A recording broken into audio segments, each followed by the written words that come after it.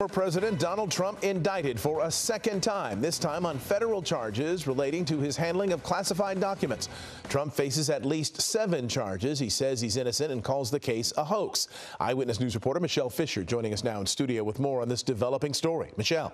That's right, Mark. The first indictment in New York was just 2 months ago for alleged hush money payments. Now former President Donald Trump again making history with another case and more criminal charges.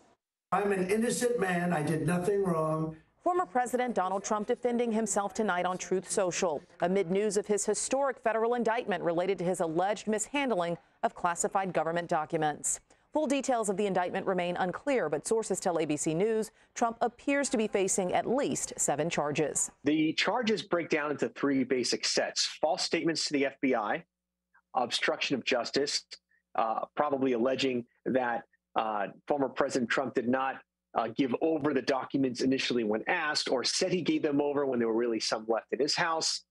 And then finally, it's the willfully retaining classified documents, which speaks for itself. After Trump's alleged refusal to return documents to the National Archives, last August, FBI agents raided the president's Mar-a-Lago estate.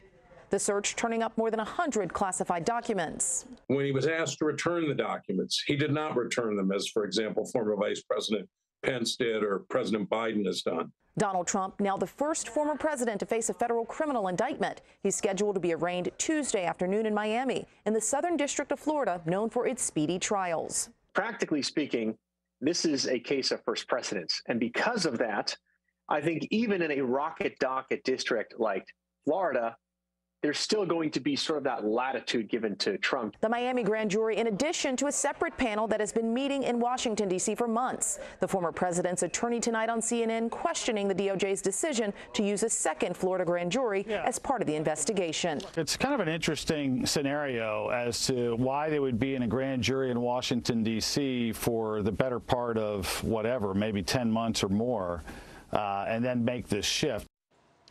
And in an ABC News Washington Post poll just last month, a little over half of those surveyed say that Trump should face criminal charges in the documents investigation.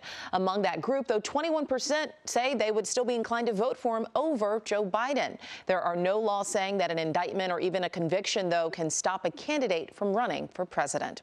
Hello, I'm Mark Brown. Get more great ABC7 content by clicking the subscribe button for our YouTube channel. And download the ABC7 Los Angeles streaming app on Fire TV, Android TV, Apple TV, and Roku to watch on your TV.